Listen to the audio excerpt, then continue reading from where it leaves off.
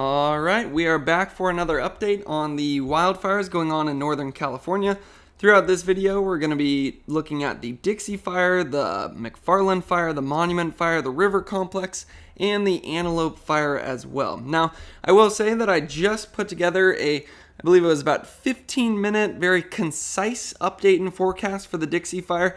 I did that so if you're short on time, that's a resource where it's just all the most important information for you to know just right there in a condensed format. What I'm hoping for this live stream is for this one to be more like the previous nights where it's more interactive. You guys can ask some questions and we can just go through all the activity that's going on in real time. But again, for that concise update on the Dixie Fire, you can find that on my channel. But looking at this satellite imagery, you can see that it's exactly what we were talking about was going to happen yesterday with those thunderstorms coming through Northern California, and you can see the impact that it's having on the Dixie Fire right now. So earlier in the day, we had some moderated fire behavior. We had a lot of smoke over the area, but then some of that smoke started to clear out, and then you can see those thunderstorms started to come in this afternoon, and it's usually hard to tell the difference between a smoke plume and a thunderstorm because sometimes those smoke plumes do have that white cap where it almost looks like a thunderstorm, and occasionally the smoke plumes actually do become their own thunderstorms with lightning and things like that. But you can see a pretty clear indicator of what's smoke and what's thunderstorm based on the color. You can see in the last hour or two, especially that area to the northern edge of the Dixie Fire, has started to see a lot more darker color in it, and a lot of that growth over the last couple hours has been fueled by the thunderstorms that are coming through. You can imagine, while the sustained winds in the forecast were supposed to be for about 10 to 15 miles per hour, as those thunderstorms come through, they have those gusty outflow winds where you get some gusts around 35 to 45 miles per hour, and that's what's fueling a lot of that activity, especially on that northern edge right there. And you can see also that the Mcfarland Fire appears to be picking up over the last hour. Monument, not seeing that large pyrocumulus that we were seeing on it yesterday, but it looks like the River Complex is starting to pick up as well. But the big story as of right now is all of that thunderstorm activity going on in the northeastern part of California and the impact that that's having on the Dixie Fire. One thing that we'll try to figure out throughout the entire course of this video is how that impact will be from those thunderstorms on the Dixie Fire, because on a couple of the live cams you could actually see some rain coming in, some water droplets, but you could also see some gusty erratic winds coming in, and it certainly looks like it's starting to flare up that northern edge. So see a number of comments in the live chat. I'll just take a quick look. So sounds like people like the new format.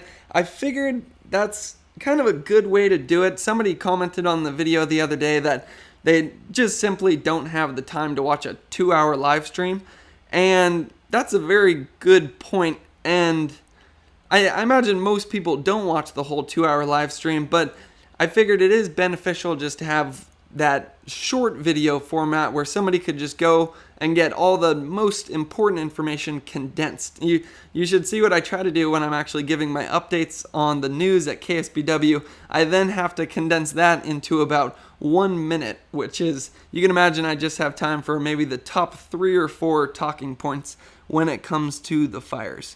So, looks like a comment from Bob. It looked like the winds were converging around Westwood from north and south before the recent GOES showed up. So I heard a number of people talking about the Westwood area, so I'm interested to see if we're able to pick up any of those live hotspots. I wonder if we're maybe talking about the hotspots to the north of Westwood, but one thing I will also comment is these hotspots may be a little off throughout the course of this video because you can see how much smoke and cloud cover is over the fire right now. So I imagine it's much more difficult for that satellite imagery to break through that cloud cover and actually see where those hotspots are below. But certainly does seem like that hotspot right there is a bit closer to Westwood than we were seeing yesterday. I can actually use the new measuring tool that we figured out how to use yesterday. Again, that is why I like the interactive format as well, because I learn about as much from you guys as you probably learn from me. So it looks like that hotspot's about 3.5 miles away from Westwood. So CAL FIRE should be doing an update in about 40 minutes. I at least hope that they are. So it will be interesting to get all of their takes on what's going on the Dixie Fire as of right now. So big flare up on Dyer Mountain Cam. Looks like fire is headed to Westwood. So I wonder if that is that hotspot that is moving down there, although I believe that's Dyer Mountain right there. So I think I actually pulled up the Dyer Mountain camera. I'd be interested to know if the one where you can see the flare up is Dyer Mountain 1 or 2, or if it's perhaps that FLIR camera. I know there's a number of different ways to look at Dyer Mountain. This is the Dyer Mountain 2 camera, and I'll actually start it over because this kind of tells the story of what's going on. You can see meant the ones northwest of Westwood, but now there's those new ones. So we'll maybe poke around a little bit to see if we can find a good camera to see that flare up. But based on this one, it looks like there's just a lot of cloud cover. Can't really see too much. And I think there is one frame here where it almost looks like there's a thunderstorm that comes through this area. You see the winds really pick up right about there, possibly dropping some rainfall as well. I saw a couple of reports that we were actually seeing some rainfall on different parts of the Dixie Fire, and when we looked at that East Quincy cam earlier, we definitely saw some raindrops on the cam. So that is still the big question mark moving forward, is whether those thunderstorms will be a bad thing. Like we're saying, it sounds like it's currently flaring up around Dyer Mountain because of those gusty, erratic winds, but we are also seeing some of those raindrops in the area. So it sounds like it is on this imagery.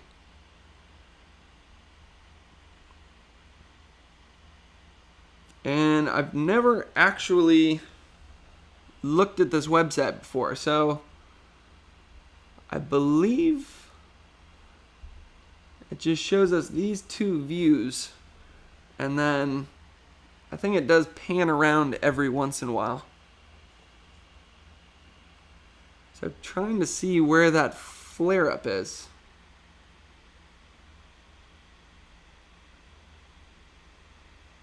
Let me know in the live chat if you guys know exactly how I should be using this website or where I should be. Oh, I wonder if that's the flare up right up there.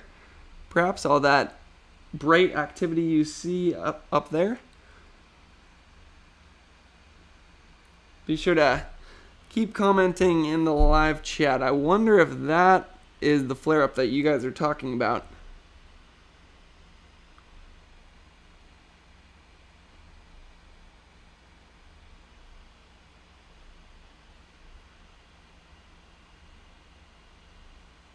Looks like, yeah, I have low latency on. Try to reload it.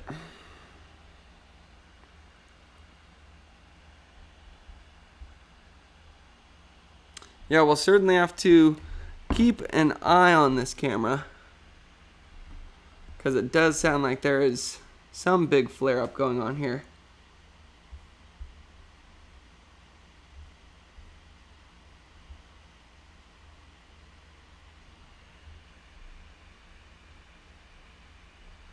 Yeah, we'll wait for it.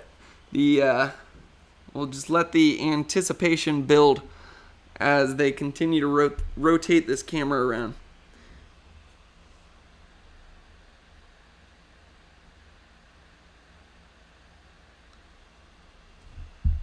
I also wonder if there's... Oh, can we also look at this camera? Can you click on these and actually change your view? Or no, it's probably... Oh, there it is.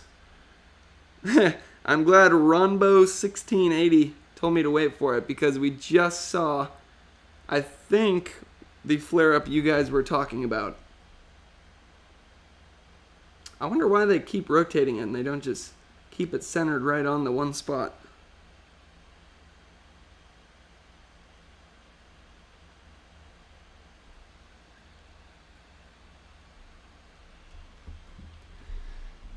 Yeah, so overall I'd say not too surprising that we are seeing some flare-ups, because as those thunderstorms came through, I was seeing some reports that they were bringing some 35 to 40 mile per hour wind gusts with them. And yeah, White Dove, I believe this is the Dyer Mountain camera. This is at least just what got pulled up when I opened this website. And I think it sounds like that shows which way that it's pointing. And then right there you can see the big flare. Wow. I'm glad that you guys suggested to check out this imagery. You can see how large the flame heights are right there. Oh, I'm very glad that you guys suggested I pull up this camera. See, this is why it's good for me. I kind of like that new format that I tried out today, where you can imagine right at the bottom of there, you can see some of those trees, and some of the locals might be able to say this better than I can, but you can imagine those trees are probably about 50 to 60 feet tall, possibly even taller than that, and it looks like the flame heights are maybe 2 or 3 times that.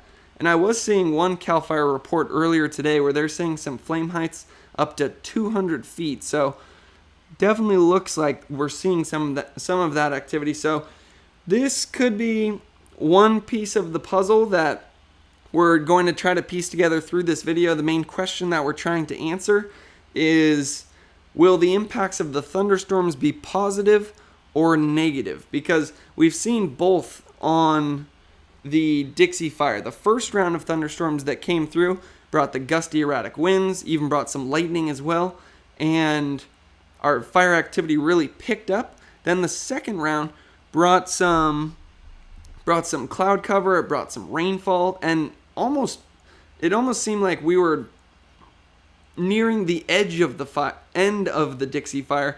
After that second round of thunderstorms, that all changed once it got hot, dry, and windy again.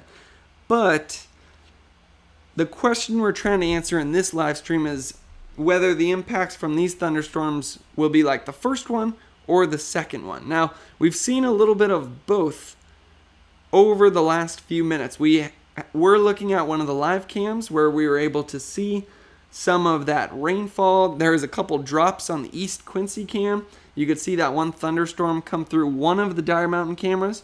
But then this right here tells the other half of the story, where it does bring some gusty erratic winds with it and instability as well. Whenever you get that instability, it just means that it's much more likely that you're going to be seeing rising motion. It makes it more likely for rising motion to happen. So you can imagine how that works on a wildfire. You get those huge smoke plumes just pulling lots of air up into the atmosphere, and then something has to replace that air on the surface. That's where you get a lot of rotating winds. You get a lot of winds coming in, erratic, gusty, all kinds of different directions. And then that's where it can become very challenging for firefighters, because you can't just have one plan when the fire keeps changing. So definitely glad that you guys suggested I pull up this camera. Let's maybe let it rotate again one more time. We'll see what that flare-up is doing once again, and then we can start to go over some of the other information and tools that we have at our disposal to try to figure out what else is going on, not only with the Dixie Fire, but with the other fires as well. Looks like in the far distance, you can start to see that flare-up there. And this might answer somebody's question from yesterday, where they asked whether the satellite imagery can pick up hotspots through smoke and through clouds. And based on this right here, we can see how much heat is coming off of these fires right now. I would say that when you have a large amount of smoke and a large amount of clouds, it does in fact impact the ability for those satellites to pick up heat signatures, because when we looked at the heat signature map, I purposely don't want to click away from this because I have a feeling it's going to rotate right back to where we're seeing that huge flare up again. But when we were looking at that heat signature map, it didn't appear there was that much going on. Although we did see north of Westwood, we were seeing an increase in activity. But this almost looks like it's right near Dyer Mountain, so I don't think it is that hotspot that was showing up on that camera earlier.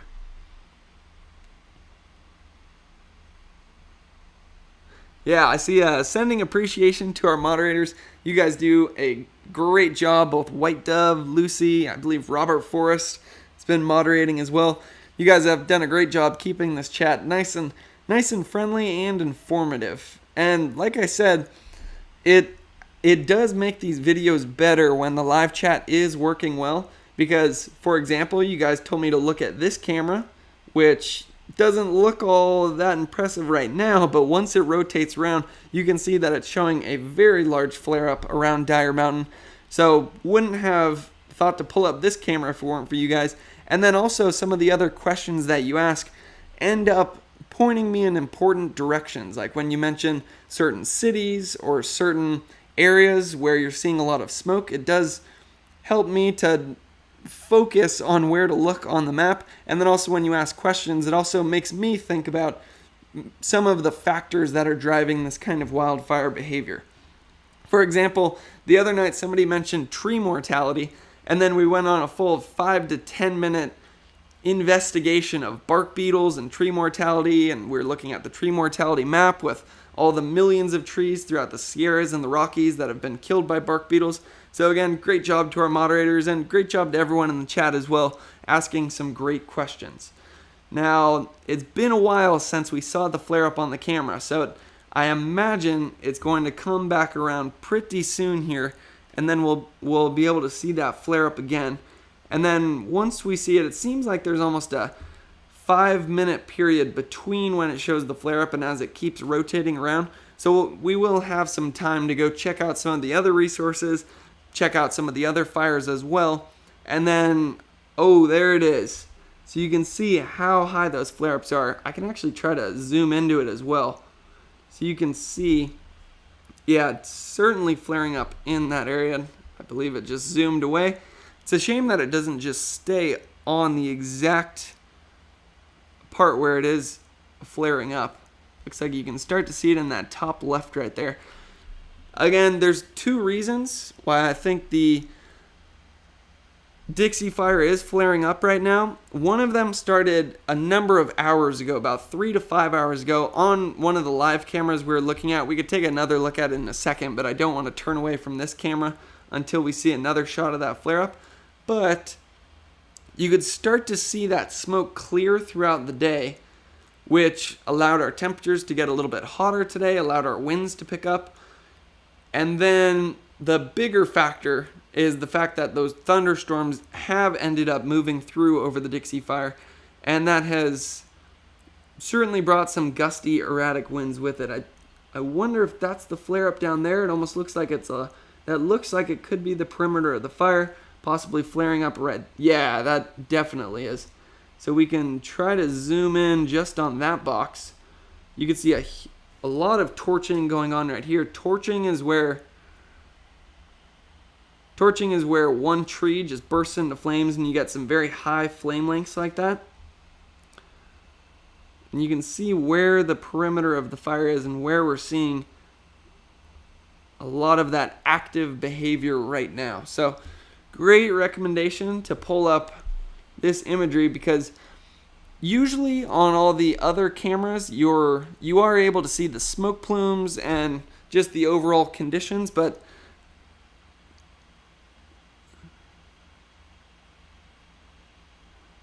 yeah, so yeah, I don't think there's the option to rewind it, but that could be an option in the future. I could actually go to YouTube, go to my own live stream, almost like a Inception type thing, and then we could just pause it and keep replaying where that flare up is. But I think we have seen it 2 times now, and I believe it just rotated past it, so it might be another 5 minutes till it rotates back again. So I think now would be a good time to quickly look at some of the other information that is important right now. One, first place I always go to start to see how active our wildfires are is the satellite imagery. You can see that we did have some of that smoke clearing throughout the day today, and then all of those thunderstorms popping up throughout northeastern California. And where you see that black smoke coming up, that's where we have a large amount of fire activity as of right now. You can also see that thunderstorm coming through right there. I was seeing some reports that we were getting some gusty, erratic winds with those strong outflow from the thunderstorm. You also are probably noticing that huge pyrocumulus we have going over the Mcfarland Fire right now as well. But most of the action, again, up here in northeastern California when it comes to those thunderstorms. And we could actually take a look at it. This is called Sandwich. It's a good way to look at thunderstorms in an area. I believe that up there where you see that pulse, I believe that's more of a smoke plume popping up, but that one coming through the large area, you can see how it all moves together. That's a good indication that that is an actual thunderstorm, and it looks like it is moving directly over the Dixie Fire. It looks like we also have a large thunderstorm moving directly over where the Antelope Fire is, so we'll have to keep our eye on that one as well, as the Antelope Fire did. Last time thunderstorms came through on the Antelope Fire, we certainly saw it flare up, started to get some lightning up there as well. So one thing that we were talking about, I think this sums it up, earlier in the morning, we had a thick haze of smoke over our fire, so it was keeping conditions down, and then you start to see it clear a little bit, and then you also be able to see a thunderstorm come through right about there. You can see some of the gusty winds that it brought with it, possibly even a little bit of rainfall as well. But looking at that Dire Mountain camera where we were watching it on the FLIR imagery, it looks like, even though it appears that some rainfall did come through the Dire Mountain area, it looks like the larger impact from the thunderstorm that came through was the gusty, erratic winds that it looks like it has flared up the fire, because we were seeing a lot of activity on that FLIR camera. We'll keep going back to that throughout the course of this video, but we were just on it, and it seems like it takes about 5 minutes to rotate back around. So we're just going to continue to look at some of the other resources here. Again, lots of haze in most of these images. You can see just orange skies, lots of haze. Looks like that one might show a thunderstorm coming through. But we were looking at the East Quincy camera earlier, and we actually had some raindrops dropping on the camera. So there is some precipitation dropping on the Dixie Fire, but I think the bigger factor that we are getting with those thunderstorms is the gusty, erratic winds. Yeah, so somebody just said thunderstorms and lightning over Mineral right now.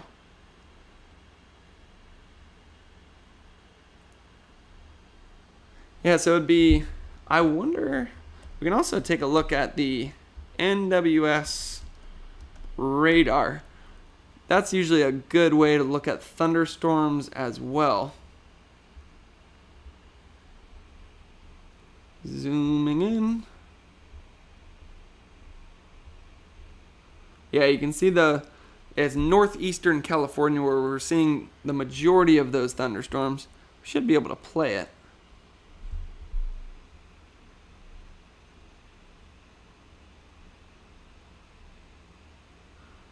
Almost, you can imagine that one, it looks like it's moving up to towards the northwest. So you can imagine that before it was up there, it was down right where you see the words Plumas National Forest, and it moved right over Dire Mountain. We could actually see that in one of the cameras. Looks like thunderstorms over Mineral right now, possibly hail, red radar echo, radar scope. I wonder if that's a website? I'll have to, it's always, oh, it sounds like it might be an app. That'll be something I have to get on my phone at some point. What I'm interested to see is if the satellite imagery is picking up those hotspots around Dire Mountain yet. So let's try to update this. And so it looks like those FLIR cameras, I could bring it back up because I want to see exactly where that FLIR camera is. I wonder if I'm pronouncing that how it's actually supposed to be pronounced. Fleer. So it looks like it's directly east of Lake Almanor. And then it rotates around in that direction. Oh, I think we might have just missed the hotspot showing up on this imagery. But if we try to match that up with where we're seeing the heat signatures, you can imagine the camera is right about there. And it looks like all around that, we're not seeing any heat signatures being picked up by the satellite imagery. But we do have that heat signature all the way past Westwood. I don't think that's what we're actually seeing on the FLIR camera, because it seems like it's very close to this camera, which would make me think that it's almost directly over Dyer Mountain. So I think this answers our question that we've been wondering over the last couple of days about, can the satellite reach through the clouds and smoke to actually see heat signatures? And I believe the answer now is smoke and clouds can be thick enough where the satellite isn't able to pick up those heat signatures. So that's actually a great thing to know as we move forward throughout the rest of this wildfire season, because we would never want to say, oh, there's the flare up right there. So I'm glad I just clicked back through. Huge flame lengths right there. And I'd be interested to know, it seems like this camera is picking up heat signatures. So I'd be interested to know if, like right there where my cursor is, it looks like that's all flame up there. But I'd like to know if this camera also picks up that heat signature of the superheated air above a fire and then makes it just look like flames, because based on how high those heat signatures look and how high it looks like those flames are, I would imagine that the camera is picking up some of that superheated air above where the fire is. You can see, you imagine those trees in there are about maybe 60 to 80 feet tall. That would be a flame height of about 1,000 feet or something ridiculous, which I'd have to ask my advisor about that, but I don't think that's... So, FLIR. Okay, thank you for answering that question. So I stopped saying FLIR. FLIR didn't sound right off the bat. But what I was trying to say is, I believe that this is picking up heat. It looks like it because you can see the heat on people's skin right there. So I think some of what we're seeing in that flare-up is the superheated air above the flame, because if you look at the tree heights and how high some of those flames look, it makes it look like the flames are over 1,000 feet tall.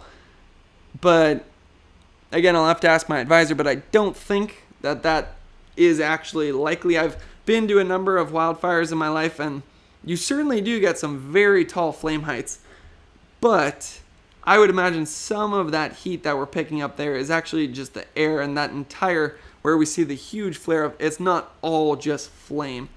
And that's, to be honest, that's the reason I haven't shown this camera before. This is the first time I'm actually showing this in my live stream. I am happy that I am showing this because it is helpful to see where the fire actually is and see how the fire is actually burning. But I've refrained from showing it in the past because of that factor where it does look like the air above the fire, it almost looks like it's all flame right there. And one of the things that I try to focus on in these videos is not ever creating any unnecessary fear. I know that I've lived in California my whole life, so I know that there's plenty of wildfire fear to go around. I've had plenty of it myself, especially last year when I was directly between the CZU lightning complex and the SCU lightning complex, and ash was basically raining on over where I live for about 2 weeks straight. So I usually try to just present the information in as concise and, I guess you could say, truthful of a way as possible. But this camera is pretty amazing that you can actually see where the fire is burning in real time. So we definitely will keep coming back to that in the future. So that did answer our question about, can the satellite imagery break through clouds and smoke? Looks like it can't, because we would be seeing some heat signatures right around Dyer Mountain right now.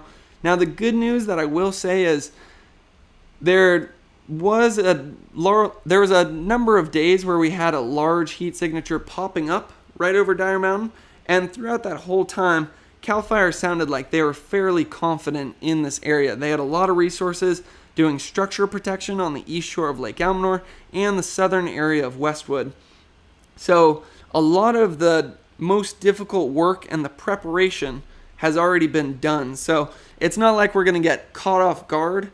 We have had a lot of work already being done in these areas, but we're also going to have to keep an eye on this hotspot that's north of Westwood. I'd be interested in measuring the distance right there.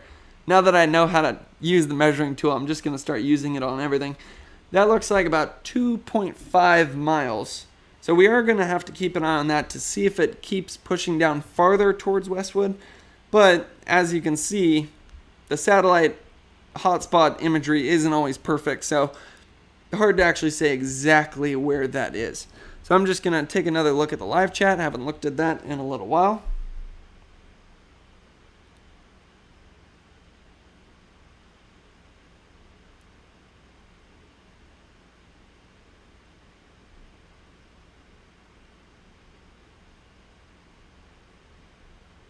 Yeah, you guys are saying some great things about the camera, and again, that's the first time that I've used that camera, so it's nice that you guys know more about it than I do, so you can kind of speed up my learning curve on how to use it.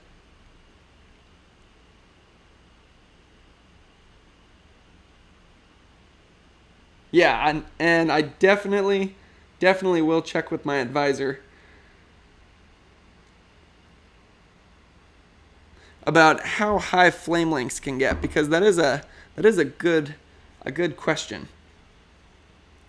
But I imagine it is also probably one of those things that every single year that it seems like there's a new precedent for how high flame lengths can get, because wildfires, and this isn't just me saying this is me repeating it from what I've heard from CAL FIRE staff. They've been saying the wildfires recently have been doing some things that they hadn't seen in their 20-year career. Especially saw that on the Dixie Fire, where one CAL FIRE representative was saying that they were seeing spot fires as far out as 3 to 4 miles, and that was something that he hadn't seen before, and that's been one of the main factors on the Dixie Fire, especially on that northern edge where we had about 15 miles of growth in one day. It was because the spot fires just kept picking up embers and tossing that fire further and further out to the north when it was being fueled by those strong southerly winds. So one other area where we do see some hot spots coming up is near Chester. So zooming in there, you can see that is more heat than we were picking up yesterday in that area. One piece of good news I will say is that a large majority of the area around Chester has been burnt out. And as we are seeing on the northeastern section of the Dixie Fire, where you've already burned out fuels, it makes it much harder for that fire to then go back through there. So you almost have a nice little protective barrier around you right now. I think the main concern would be the possibility of some spot fires going over right here, but I imagine they have a large amount of resources stationed in here ready to put out any of those spot fires that might start. But that will be another area that we certainly have to keep an eye on, as it does look like it's burning hotter right there than it was in the past, and I believe that area definitely looks hotter than in the past as well. The last 3 days, the northeastern section has been the hot part of the fire, but it looks like most of that energy that's coming off of the Dixie Fire right now is on that northern section, and if we look at the satellite imagery, seems like that's the case as well, with that large smoke plume coming up on the north, although it is kind of hard to see where to get bearings because of all those thunderstorms coming through as of right now. So again, when it comes to the Dixie Fire, let's see if the numbers have been updated. CAL FIRE might, let's see, somebody just asked a question, how's Warmer Valley looking? Let's check it out. I haven't looked at that one yet. Warmer Valley, California. All right. Looks like we do have some structures in this area. It's part of the reason I love this map. You can actually see the topography on it. It's not just flat. Zooming out. So that's where the hotspots are right now. So it looks like you're pretty far from the active hotspots, but I will say that there's so much cloud cover and smoke over the fire right now that we're not picking up all the hotspots that are happening. But it looks like some of those structures are underneath where the Dixie Fire has burned in the past. I don't know if CAL FIRE was able to actually have the structures map up. We can see, because it looks like a lot of those structures are underneath the Dixie Fire. So we can actually zoom in here to see what the damage was like in that area. Again, if you were asking that question, you're most likely concerned about this area. It looks like this is Warner Valley. And unfortunately, it looks like a large amount of the structures in this area have been destroyed, but we do still have maybe 40% are that black color where there's no damage, and then maybe 50% are that red color where it shows that it's destroyed. And one thing you can do on this link, again, I put it in the description, you can actually click on the structure itself, and then there's a photo attached, and you can actually see what it looks like.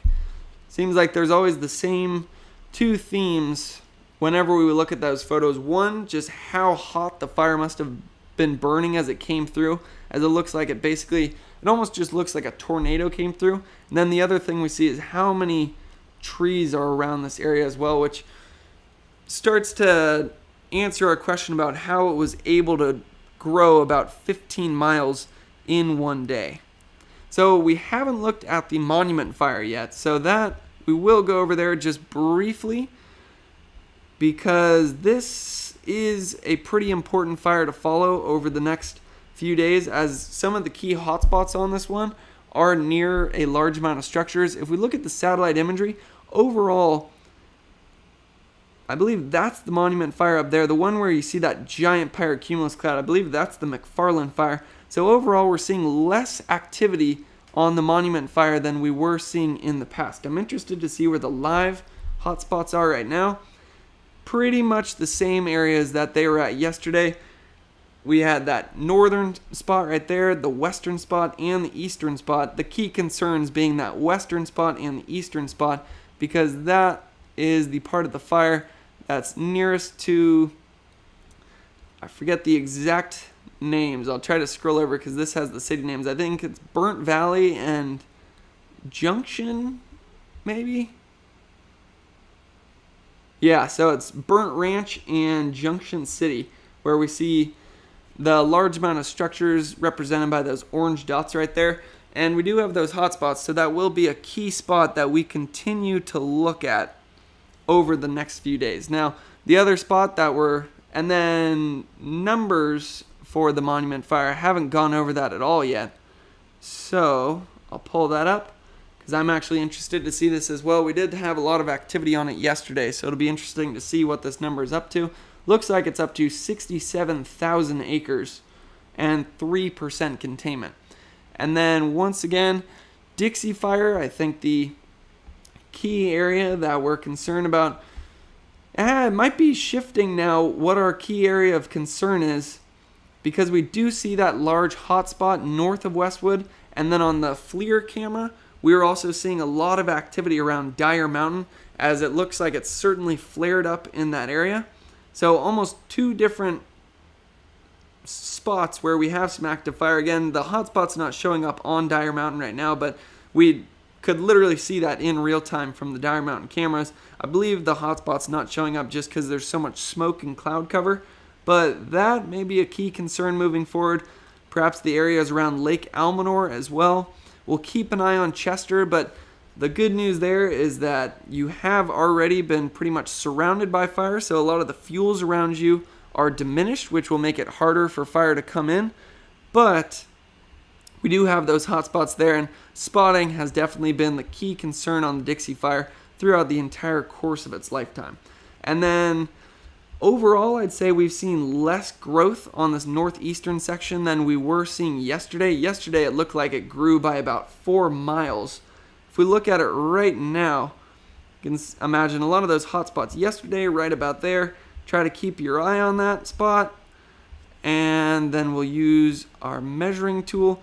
Probably move from about right there to right there. So maybe moved another 4 miles. But as we've seen, satellite imagery not always the best. But we will have to keep our eye on that, as those southwesterly winds will try to keep pushing it farther up towards areas like Janesville.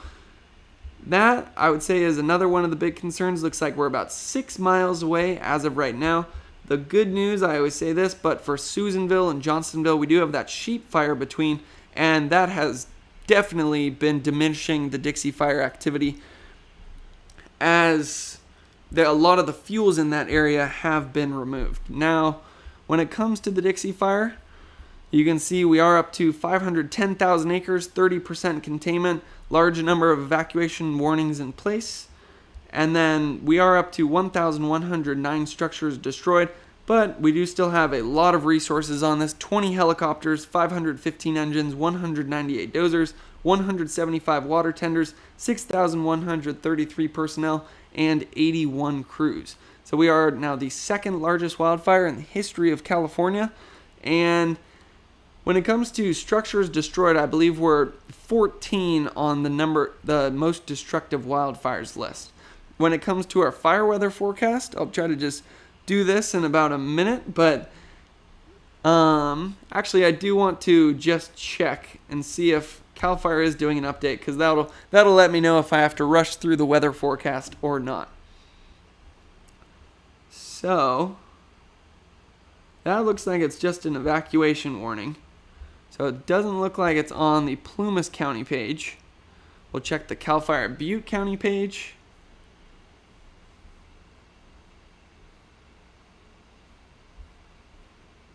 Doesn't look like they're having an update. And Lassen Modoc page.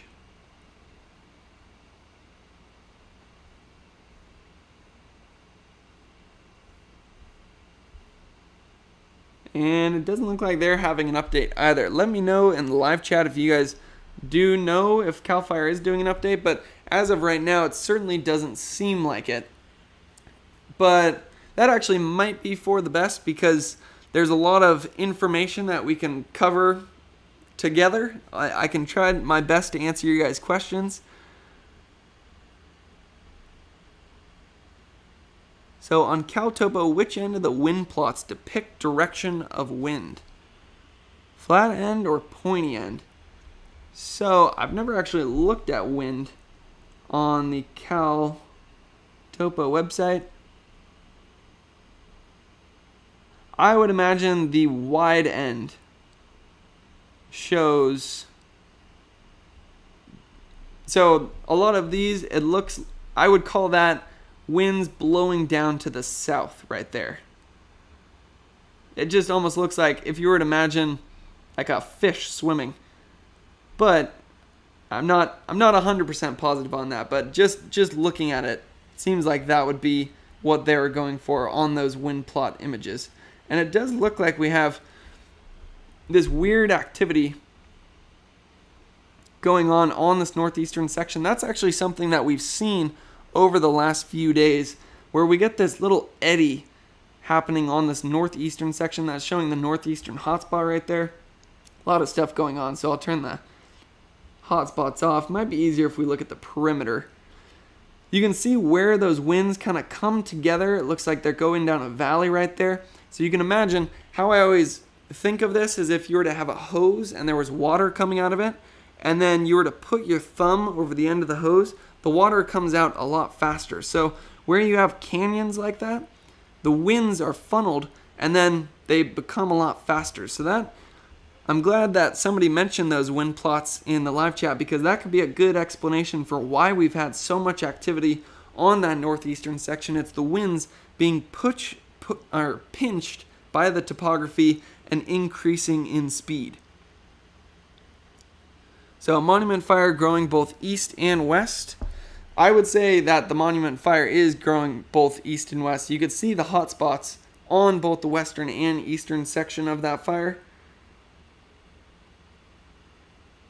So definitely seems like that's been the case. And there have been a number of days where on the satellite imagery we could actually see two different pyrocumulus clouds coming off of, one of them being on the west edge and one of them on the east edge of the Monument Fire. You can see a lot of activity though going on the Mcfarland Fire, and that's actually a fire we haven't looked at yet, so could be interesting to check out what's going on in the Mcfarland Fire, because there's a huge pyrocumulus cloud coming off of it right now.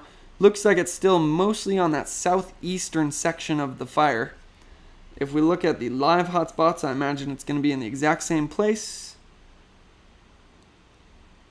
Yeah, looks like it's right there, and there are some structures in that area. Hopefully that they were able to get in and do some good structure protection. But you can see that large pyrocumulus cloud coming off of that part of the fire as of right now. And we haven't looked at the numbers for the Mcfarland Fire yet, so we'll just check that out. It's about 38,000 acres, but we are up to 57% containment. So you can see that, you imagine the perimeter is right about there. Most of that fire, not seeing very many active hotspots anymore, but certainly on that eastern side, we're still seeing a lot of activity as that large pyrocumulus cloud is popping off of it right now.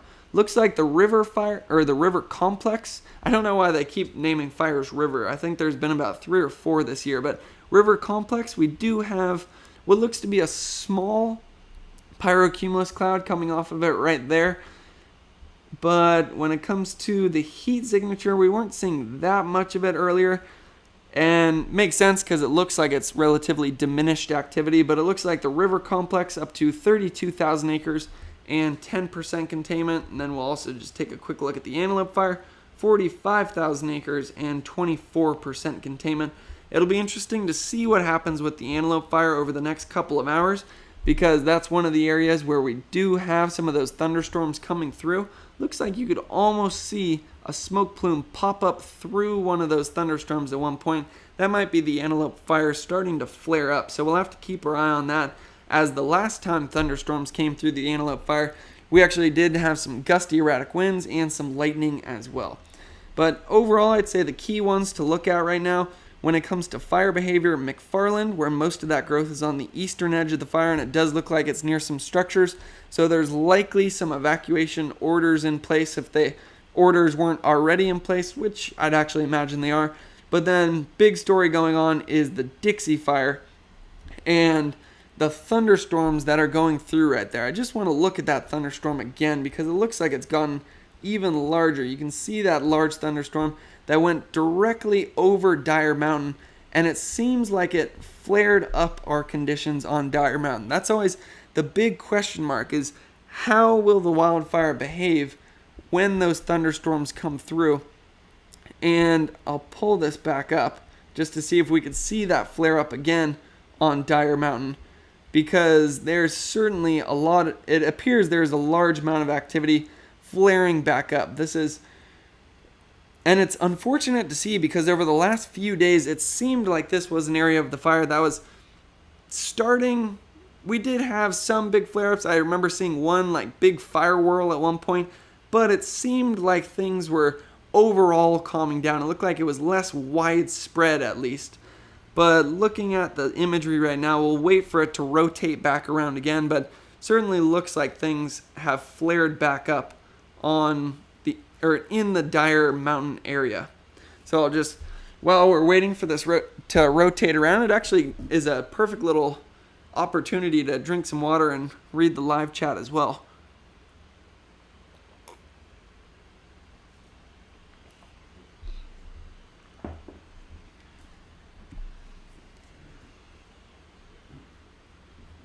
Yeah, so definitely that monsoon moisture coming in. And I was about to explain kind of the two sides of the coin. We were looking at the East Quincy cam earlier. Whoa, that's even more than it was last time.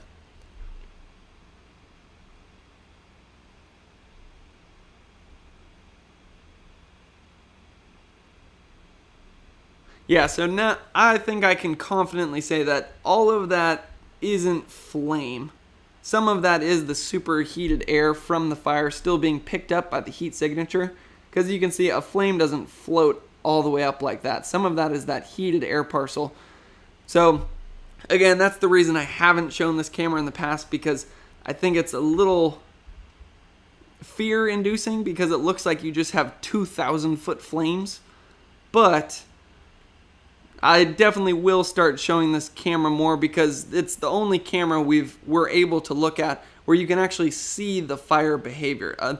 There's lots of good cameras on Alert Wildfire where you can usually see the smoke plumes and how much smoke is in the area, or if a thunderstorm came through. But it's very rare on those usual Alert Fire cameras to be able to actually see flames. And you can see the large flare-up that is going on right now on the Dire Mountain area. So the big kind of point of this live stream, the question we're trying to answer throughout the entire course of the live stream is, it does kind of remind me of Game of Thrones actually. The big question we were trying to answer is how the Dixie Fire was going to interact with those thunderstorms as they came through.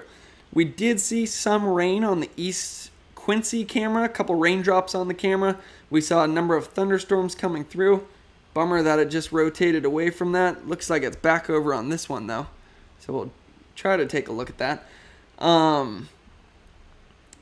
So it did look like we were getting some precipitation, but we've certainly seen a flare up again, and main reason for that is a rather large looking thunderstorm literally traveled right over the Dixie Fire, and it looked like it was right over the Dixie or the Dire Mountain area, and it looks like that created some gusty erratic winds which flared the fire back up, and you can see where a lot of that activity is as of right now.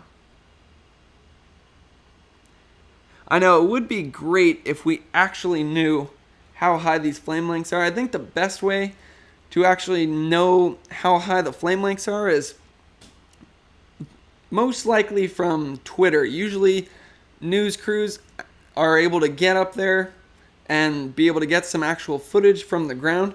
And perhaps if I end up deploying to the Dixie Fire at some point with the San Jose State Fire Weather Research Laboratory, I will definitely bring my camera as well, so we can actually see what these flames look like. But definitely looks like an increase in activity because of that thunderstorm that came through and was able to bring some gusty, erratic winds with it.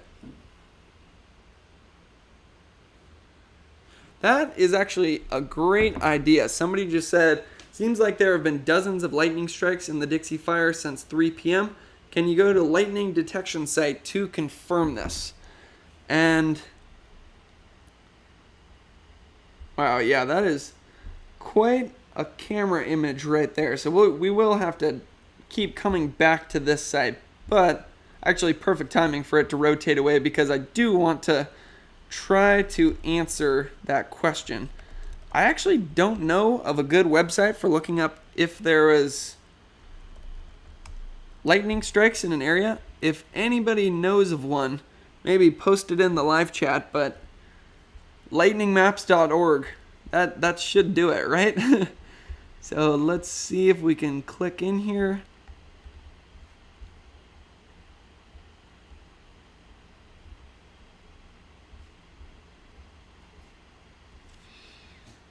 Interesting, I'm not seeing a play button on this anywhere.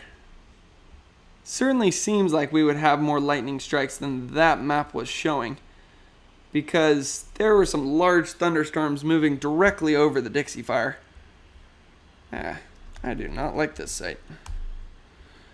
Live lightning map, we'll try that one out. Take a look at the live chat while this is loading, see if anybody knows of a good one.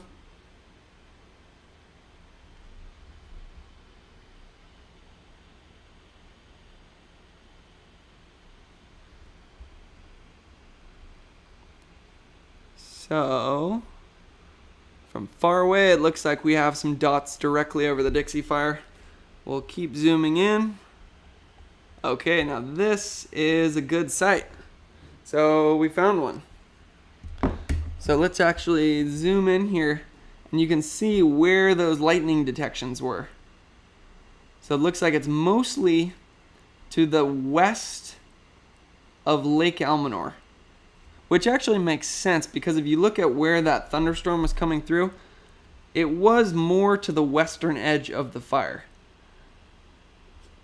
Now, it'd also be interesting to see if we have any hotspots in that area or live hotspots popping up.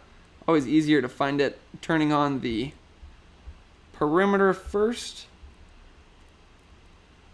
and then see if we have any new hotspots where those lightning strikes appeared to be. So it seemed like those lightning strikes were right about that area. Doesn't look like we're picking up any new hotspots yet, but we'll have to keep our eye on it because as the CAL FIRE representatives were saying, there's about a 90 to 100% ignition rate with some of those spot fires that we're having, where if the burning ember is dropped into the fuels, we're at such record dry levels that it just creates a new fire 90 to 100% of the time. So if a little burning ember can start new fires, you can imagine that 1, 2, 3, 4, 5, 6, 7, 8, 9, 10 lightning strikes has the potential to start some new fires as well. Now, what I would say is the good news is that if we turn on fire perimeter, you can imagine most of those lightning strikes appear to be right around in this area. So most of the fuels in this area have already been removed by the Dixie Fire. So what my concern is if some of those are actually outside of the previous fire perimeter. It's a shame we can't just turn the fire perimeter on this map. Let's see, it looks like the farthest west one is almost directly north of Sterling City. Let's see if we can see Sterling City on... Whoa. Map's freaking out on me. Let's see how far the fire perimeter goes compared to Sterling City. So, interesting. It looks like the majority of the Dixie Fire is to the east of Sterling City, and it looks like some of those lightning strikes are directly north of Sterling City. So we will have to keep a very close eye on if some of those lightning strikes were outside of this perimeter, which means that it could potentially start some new fires. But it looked like the majority of them were more to the east of northeast of Sterling City, more up in that direction, where it looks like we definitely would have removed some of those fuels. So there's less of a threat for those lightning strikes creating new fires. But that's something we'll just have to keep a close eye on moving forward, because that is still a little bit too early to tell. What website am I using for lightning? I literally just found it. I'd never known a website to use before, but this one seems to be working great. It is blitzortongue.org and shows exactly where those lightning strikes are. And that is the big question of the day, is that how the thunderstorm is going to interact with the Dixie Fire. We've seen that the erratic gusty winds appear to have flared up the area around Dyer Mountain. We were looking at that on the FLIR camera, where we could see a large amount of fire activity going on there, torching in some of the trees. Looked like some crown fire activity as well. And then on the western edge of the Dixie Fire, where that large thunderstorm goes through right there, looks like we've had about 10 lightning strikes. So we'll have to keep our eye on those to see if they turn into any new little fires. But majority of those, I would say, are within the Dixie Fire perimeter, which means a lot of the fuels have already been burned out. So that'd be good news for us moving forward on the potential for there to be any new fires starting. So I'll take another look at the live chat, try to answer another question. You guys are asking some terrific questions today, because we hadn't talked about the lightning yet, and that's actually a huge part of the thunderstorm story that we hadn't even mentioned yet.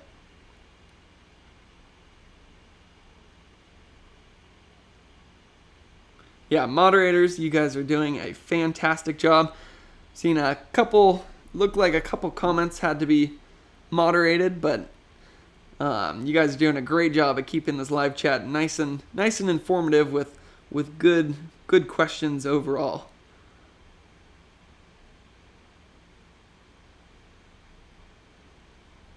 Yeah, so pretty good comments through the live chat so far. You guys have been asking some great questions. Let's check one more time, because usually CAL FIRE, the two different sides of the fire switch up who's going to be doing the live stream for that day. So it's not the Lassen Modic unit. Check the Plumas County. Doesn't look like they are doing one either. Just posted a video 2 hours ago about evacuation warnings. I won't go through that one right now. Cal Fire Butte County. Yeah, it doesn't seem like they are doing a report today. What I would like to see though is Jonathan Cox always posts the incident reports at about 7 p.m. for the Dixie Fire, and that's always the best place to find information. Oh, I haven't mentioned this yet, but Glen Fire is at 209 acres with 15% percent containment. And was there any rain with the lightning? We actually did see some rain. I'll pull that camera back up because we haven't looked at it in a while. It looked like you could almost see a thunderstorm coming through on the Dyer Mountain camera. It looked like just a rush of clouds and a little bit of rain as well. But more than anything, it looked like it was bringing some gusty, erratic winds. And as we're seeing on the FLIR camera, it looks like the Dyer Mountain area has started to flare back up.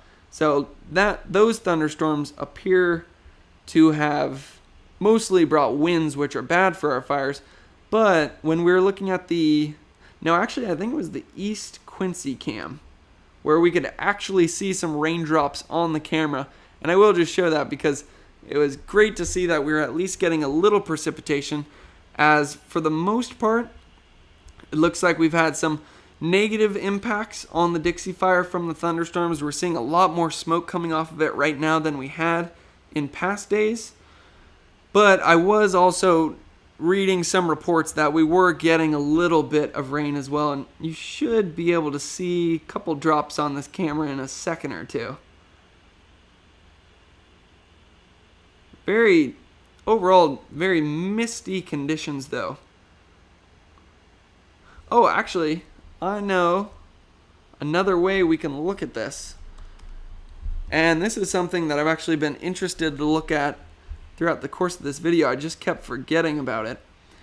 So we go to this website that has basically all of the actual observation weather stations. And you can click in there and see what the temperature, the winds, the humidity have actually been throughout the day. So let's click this one because that's pretty close to where we saw some of those lightning strikes happen. And I imagine we're going to see some gusty winds came through in this exact same place when those thunderstorms came through. And exactly is the case. At about 6:21, we had gusts up to 33 miles per hour. So for the most part, we were supposed to just have very moderate winds over the Dixie Fire today because there's this huge ridge over California.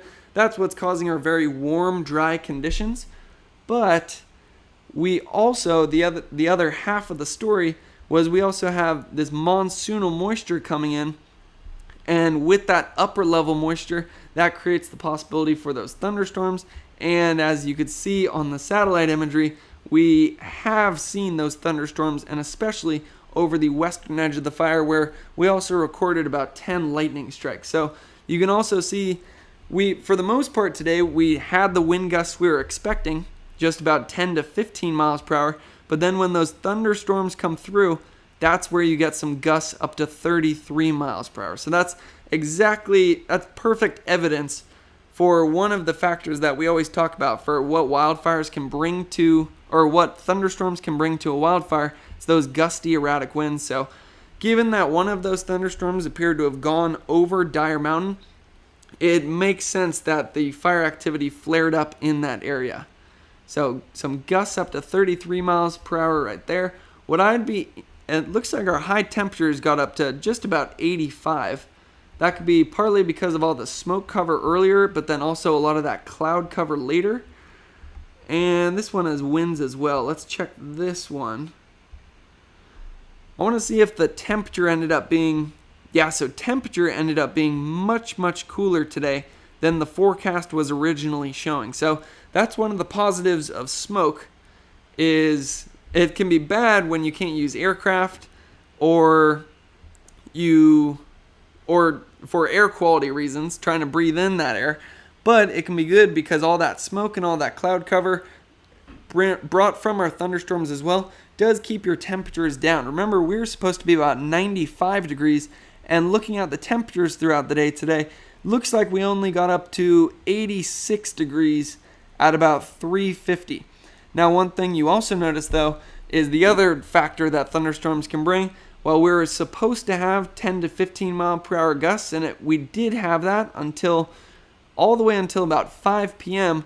Then at 5:30, those thunderstorms came through, and we had some gusts up to 33 miles per hour. So literally just perfect evidence for everything we've been talking about for how wildfires and thunderstorms can interact. So just looking at the forecast moving forward, you can see that thunderstorm threat does continue over the Dixie Fire area until about 10 p.m. tonight. And as of right now, the National Weather Service isn't predicting any more thunderstorms tomorrow over the Dixie Fire. But if we look at the windy map, it looks like there is still some potential tomorrow afternoon from about 2 to 5 p.m.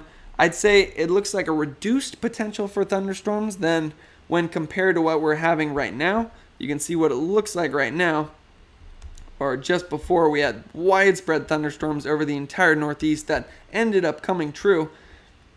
But we will have to keep an eye on that tomorrow because there is still some possibility for thunderstorms. Now you can see our temperatures expected to get back into the low to mid 90s. Hopefully we'll just have those moderate wind gusts that are associated with that high pressure system where it's just 10 to 15 mile per hour winds. And it looks like we do have a little more moisture. So not the worst fire weather forecast that we've ever seen, but the big question mark there is if we end up getting that thunder tomorrow afternoon. I think where the concern is with that thunder tomorrow afternoon, as we've seen the gusty erratic winds that it brought today. And then also as we get into Saturday afternoon, looks like temperatures are going way up as we get almost near 100 degrees. And then our relative humidity will start dropping back down as well. So I think this basically sums it up. High risk burn environment due to thunderstorms in the region. Temperatures will be in the hundreds today and will heat up over the next few operational periods. So the good news there was that based on the observations, it looks like we only ended up getting into the 80s today because of all that smoke and cloud cover.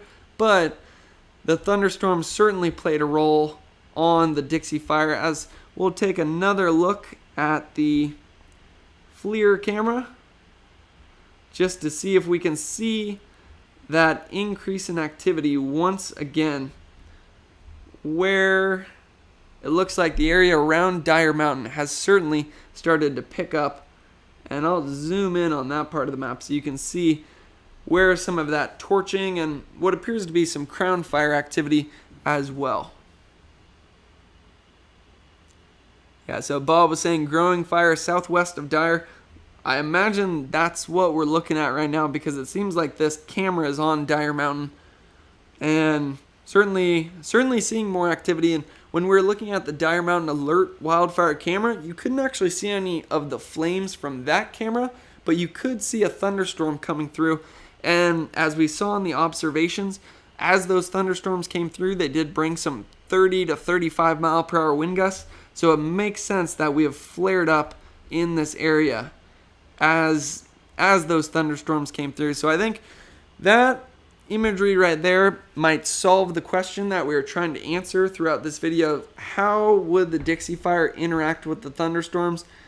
It did seem like it brought a little precipitation, but given how this imagery looks here and how the satellite imagery, not the thunderstorm imagery, but the overall satellite imagery, you can see large power cumulus clouds coming up, and especially on the northern edge of the fire. So I would say that the overall impact of this round of thunderstorms ended up having a negative influence on our wildfires, as you can see a number of flare-ups around Dyer Mountain.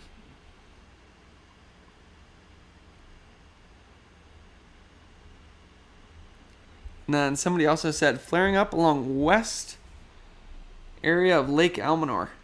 So interesting. Let me make sure I read that right.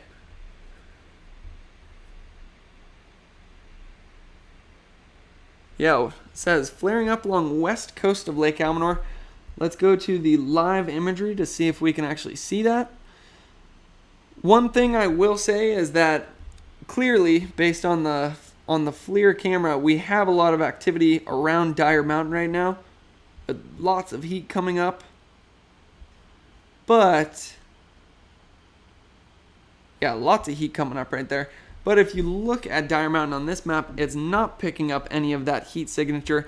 I believe the big reason for that is just because there's so much cloud cover and so much smoke over that area that the satellite's not able to get through and pick up that hotspot. So we may in fact have some activity picking up on the western area of Lake Almanor and just not be able to see it because there's so much smoke and thunderstorm activity covering that area to be able to see where the hotspot is. One thing I will say though is we were looking at where there were some lightning strikes from those thunderstorms as they came in, and we had about 10 lightning strikes all to the west of Lake Almanor. So if there is a flare up in that region, it may have been because of those lightning strikes starting some new fire activity in that area. Now, one piece of good news that I would say with that is if those lightning strikes did happen within the fire perimeter, it means there won't be as much fuel for those fires to continue. So hopefully that ends up being the case. Now, when it comes to the Dixie Fire, I want to see if they've updated this page. No, it looks like it's still from about 1:30 p.m. So we'll just have to look at this again later. It looks like we're still at about 510,000 acres with 30% containment. The big story throughout the day today, again, those thunderstorms as they came through, seems like it's certainly flared up things on the Dixie Fire with those gusty erratic winds, where we saw on a number of observation stations, while the winds were supposed to just be 10 to 15 miles per hour today, as those thunderstorms came through, our wind gusts got up to 33 miles per hour, and you can actually see the effect that that has had on the Dixie Fire, where it appears to have flared back up. Now, unfortunately, I am going to have to wrap things up because I have to, believe it or not, go to bed in about 20 minutes because I'm waking up at 1:30 tomorrow morning for my morning shift at KSBW. But that's also part of the reason I did the very concise report on the Dixie Fire. And then we've also answered, I think, the main question that we had for this live stream of how was the Dixie Fire going to interact with the current thunderstorms. I would say the answer is the gusty erratic winds flared some fire activity back up, so we'll have to continue to watch the Dixie Fire closely over the next few days. I'll certainly be back tomorrow I'll actually try to do a morning update and an afternoon update tomorrow if I can find the time between my shifts at the station. So I hope this video was helpful. Again, I also posted a more concise video on my channel that you can check out that basically just goes over all the most important things that you need to know about the Dixie Fire when it comes to acreage burned, structures destroyed, and the fire weather forecast over the next few days. So hopefully this was helpful. As always, thoughts and prayers go out to everybody who has been affected by these wildfires. And huge thank you to all of our firefighters out there, especially the more than 6,000 that are still on the Dixie Fire. Now, last thing I'll maybe say is that there are still a large number of evacuation orders and warnings in place, and these keep changing every single day. So you can find a lot of the links for those in the description below. And I hope you all are able to stay safe. And as I always say, we were able to get through the 2020 wildfire season, so we will be able to get through this one as well. I'll be with you guys every step of the way as I do these daily update and forecast videos. So hopefully this video was helpful, and thanks for watching.